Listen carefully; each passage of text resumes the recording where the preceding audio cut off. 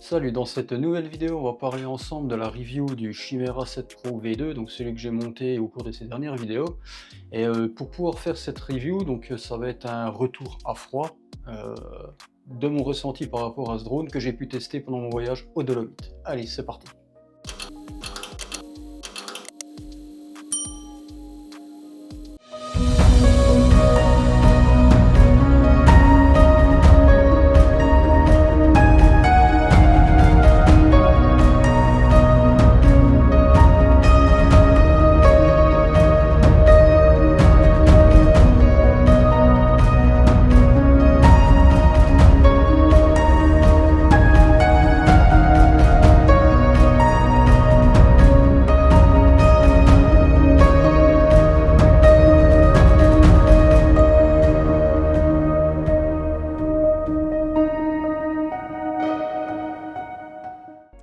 Euh, le tout premier vol, j'étais assez surpris par sa fluidité.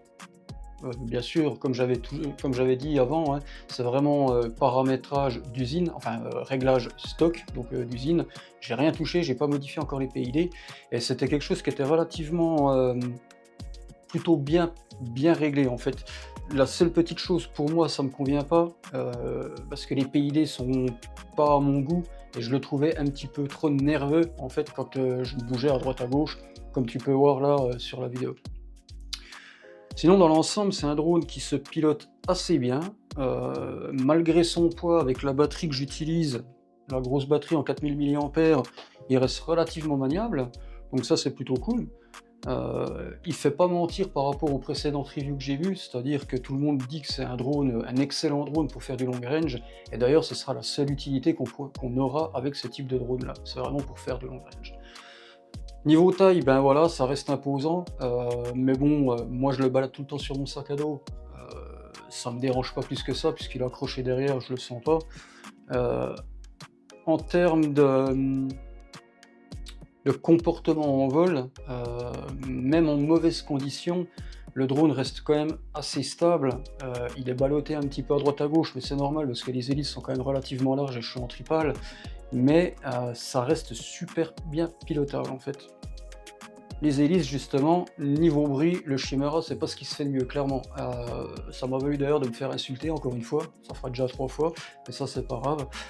J'étais au lac, sur un lac, enfin il y avait un lac, je montais un peu plus haut dans la montagne, histoire de pas déranger les gens, parce que moi ce qui m'intéressait c'était vraiment des plans, comme tu peux voir là sur la vidéo, de la montagne pour faire des dives.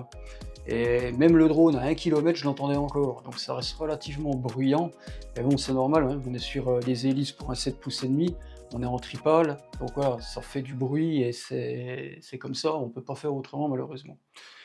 Mais sinon, rien à dire. En termes de consommation, donc moi je vole maintenant avec des batteries, enfin pour ce type de drone là, donc pour un 7 pouces et demi qui est spécialisé long range, je vais utiliser de la batterie lithium-ion. Je n'utiliserai pas de LiPo parce que l'autonomie est vraiment trop faible.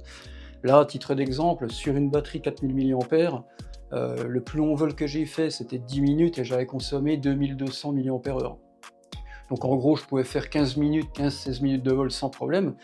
Et l'avantage d'avoir un drone 7 pouces, c'est que si tu mets une batterie 4000 mAh, bah, tu as encore la place pour en mettre une deuxième, donc tu passes à 8000 mAh, en utilisant un Y comme j'ai mis ici, et du coup tu peux faire facilement, même en mauvaise condition, entre 20 et 30 minutes de vol. Donc là c'est vraiment du long range, et ça c'est vraiment cool quoi. Avec les batteries au lithium, il y a juste un truc où il faut faire attention, c'est que ouais super, tu as de l'autonomie, mais par contre, ton indice C, donc comme sur tes LiPo, hein, tu as 95C, 100C, etc. C'est le taux de décharge de ta batterie. Là, sur de la lithium, sur de la Li-ion, on n'est pas du tout sur les mêmes taux de décharge, en général c'est du 1 ou 2C. Et du coup, bah, ça se traduit par quoi? Par un manque de puissance. C'est-à-dire que, je te montre là la vidéo, quand j'ai voulu éviter mon atterrissage foireux, bah, je me suis planté en fait parce que j'avais pas de patate quand j'ai mis le coup de gaz. Donc c'est pour ça qu'il faut vraiment faire attention avec les batteries ion, parce que certes, tu as de l'autonomie, mais en cas de problème, si tu dois vraiment monter ou donner un gros coup de gaz, bah, le drone sera mou, quoi, donc à prendre en compte. En termes de consommation sur la batterie, je pensais que les moteurs allaient quand même consommer bien plus que ça, et au final non, les moteurs consomme pas des masses. Au niveau échauffement des moteurs, ben, c'est pareil, hein, après une session de 10 minutes, les moteurs étaient même pas tièdes, pardon. Donc ça c'est cool. Petite chose que j'ai remarqué, c'est au niveau du DJO3, donc j'avais investi dans 2 antennes pour le DJO3, donc une pour la vidéo et une pour la réception radio. Au niveau de la réception radio, rien à dire. J'étais toujours à fond, j'avais quasiment tout le temps les bâtons, j'ai dû perdre une fois un bâton, mais j'étais assez loin. Par contre, en termes de retour vidéo, je suis assez déçu parce que ces antennes-là, les trous RC carbone, il y a des fois j'étais à 600-700 mètres, le drone en train de monter, donc face à une falaise, et quand je commençais à redresser le drone, je perdais le signal et je tombais à 2 bâtons. Enfin, je perdais pas le signal, mais je tombais à 2 bâtons. Donc ça, c'est un petit peu dérangeant. Et du coup, il faut toujours faire attention de remettre un petit coup le drone vers l'arrière pour bien capter, quoi. Mais sinon, dans la globalité, le signal est bien envoyé. Alors peut-être qu'avec des antennes plus longues, parce que ça c'est les moyennes, il y a encore les plus longues en 20 cm de long, ce serait peut-être mieux, je sais pas, à voir quoi. Mais bon, sinon voilà, j'ai pas eu de perte de signal vidéo, pourtant j'ai été, je crois que le plus loin que j'ai été, ça devait être 2 km, 2 ou 3 km, mais non, pas de perte de signal. Un autre point qui est super intéressant par contre, c'est le nouveau GPS que j'ai mis là, donc c'était un M10Q, je sais plus combien, enfin bref, tu regarderas dans la vidéo là, que je te mets le lien ici sur le matériel. Le nouveau GPS donc en M10Q par rapport à mon ancien BN180, c'est une tuerie. On va être clair, j'ai branché ma batterie, genre dans les 30 secondes, même pas, j'avais directement entre 5 et 8 GPS qui étaient déjà fixes. Donc ça c'est super bien parce que sur mon BN180, quand je branchais la batterie, il y a des fois il fallait que j'attende 2 minutes 30. 2 minutes 30 à poireauter parce qu'on n'a pas fixé un GPS, c'est pas terrible. Et le plus haut que je suis monté en GPS, je crois que c'est 18 GPS. Quand là encore mon BN180 ne dépassait pas les 10-12 GPS.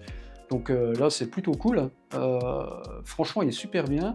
En termes de précision, bon, j'ai pas vraiment de ratio pour dire s'il est précis, mais dans tous les cas, la vitesse fonctionne bien, la géolocalisation fonctionne bien, enfin dans le masque, les coordonnées GPS, j'ai pas eu de décrochage ni rien. Et en plus, ce qu'il y a de bien, c'est que quand tu configures dans le Betafly, pour le RTH, en cas de perte de connexion, moi j'ai configuré 7 GPS minimum qui soient fixes pour pouvoir en fait décoller. L'ancienne stack que j'avais ne le faisait pas, mais lui, dès que tu as atteint les 7 GPS, il se met à biper pour te dire c'est bon, tu peux décoller. Donc ça c'est super bien, parce que ça t'évite de faire du décollage foireux, et puis de perdre le signal et que le GPS aille se poser où il faut pas, parce qu'il n'avait pas le bon nombre de GPS pour décoller, quoi. Donc ça c'est super bien.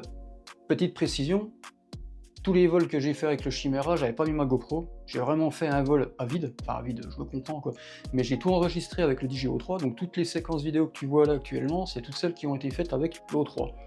Donc pour de la vidéo YouTube, c'est vraiment top, je pense qu'il n'y a pas besoin de plus. Après, quand c'est des spots où j'aurais vraiment besoin d'avoir des images top qualité, je mettrai la GoPro, mais maintenant je vais voler uniquement comme ça, sans la GoPro pour des vidéos YouTube, quoi. Qu'est-ce que je peux te dire d'autre sur ce drone? Que je regrette absolument pas de l'avoir monté. J'avais hésité longtemps avant de me faire un 7,5 pouces. J'avais regardé pas mal de vidéos sur le sujet, et c'est vrai que souvent le Chimera revenait. Alors, beaucoup la version 1, et donc forcément quand la version 2 est sortie, moi je suis parti sur celle-ci. Voilà, j'ai juste un petit problème dessus, je sais pas pourquoi, j'arrive pas à allumer les LED, puisque normalement on a des LED ici qui s'allument, et en dessous pour indiquer le niveau de batterie. Et ça, je pense que j'ai dû rater un réglage quelque part parce que ça ne marche pas. Bon, je regarderai, je vérifierai. Après, c'est pareil, je vais refaire aussi différents tests, différents vols avec des PID pour vraiment avoir quelque chose d'assez smooth.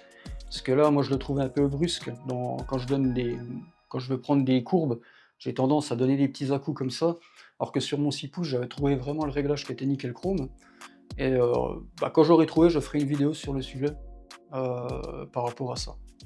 Je sais pas ce que je pourrais rajouter d'autre sur ce drone, à part que c'est un excellent drone et que je ne peux que le conseiller si tu veux faire du long range. Et puis voilà quoi.